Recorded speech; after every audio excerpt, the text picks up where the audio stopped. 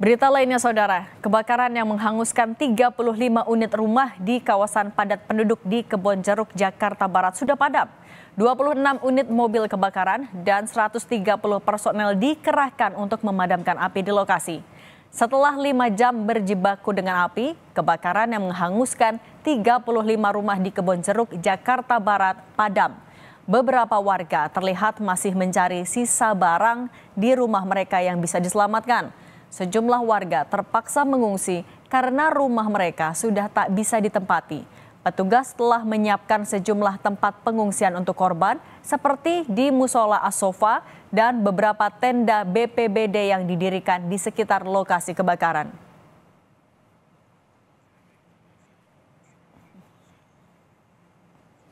Kebakaran melanda kawasan padat penduduk di Jalan As-Sofa, Kebonjeruk, Jakarta Barat Minggu malam.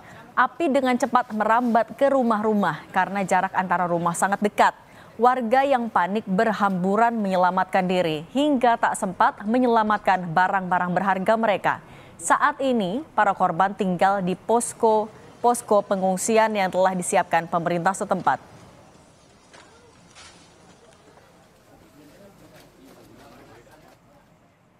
Sebanyak 35 bangunan terbakar dan ratusan warga mengungsi akibat kebakaran yang menghanguskan pemukiman padat penduduk di Kebonjeruk, Jakarta Barat Minggu malam. Kebakaran tak hanya menghanguskan rumah, namun juga barang-barang berharga yang tak sempat diselamatkan saat kebakaran terjadi. Berikut liputan jurnalis Kompas TV Asri Gunawan dan juru kamera Denny Yosua dari Kebonjeruk, Jakarta Barat.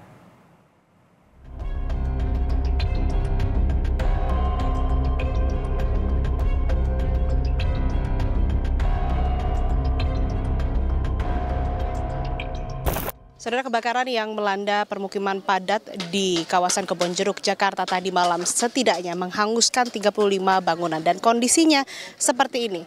Sudah hampir rata dengan tanah, 90%-nya.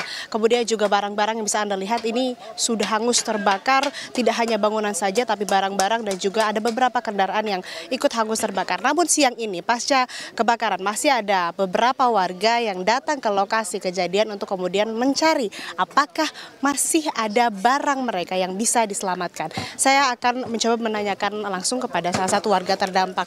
Mbak, selamat siang, maaf ganggu Mbak. Ya. Dengan Mbak siapa? Dia. Mbak, sebelumnya kami turut prihatin atas musibah yang terjadi. Mbak Dia, boleh diinformasikan Mbak, ini kemarin kejadiannya pukul 7 malam itu langsung ada api atau seperti apa? Boleh cerita? Kalau untuk kejadian awal sih saya kurang tahu Mbak. Soalnya kan saya posisinya lagi kerja masuk siang. Pas saya sampai sini juga udah gede apinya. Udah belum padam juga apinya. Tapi evakuasi dan mengungsi itu dari malam atau bagaimana? Dari malam sih langsung evakuasi ke Musola As-Sofanya, Kak. Mbak, sekarang siang ini datang lagi ke sini. Ini rumah Mbak berarti ya? Iya betul, rumah saya. Rata bener, udah nggak ada yang bisa. Cari apa Mbak? Barang yang bisa diselamatkan atau data-data atau dokumen yang penting? Kalau dokumen sih udah penting, paling sisaan kayak gini aja sih ya, buat dirongsokin aja udah.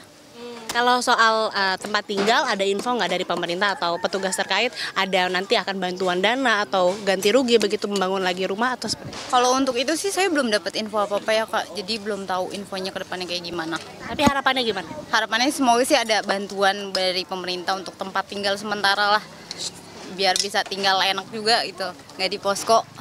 Mbak Dia, semoga musibah yang terjadi ini digantikan lebih oleh Tuhan begitu ya, yang tabah, yang sabar, dan semoga sehat selalu, jaga kesehatan, mengingat juga semalam kan ada asap yang dihirup begitu ya.